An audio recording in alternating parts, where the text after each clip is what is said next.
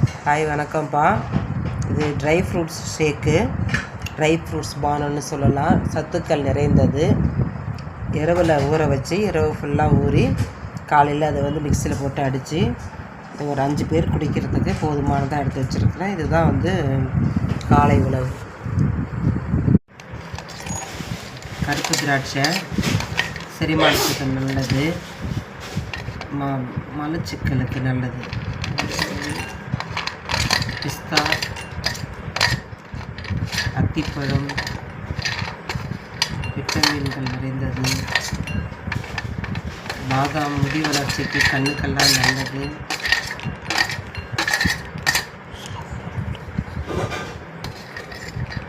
Walnut மலத்தன்மையை சரி பண்ணும், protein நிறைந்தது. இந்த நைட் ஃபுல்லாக பாலில் ஊற வைக்கிறோம்.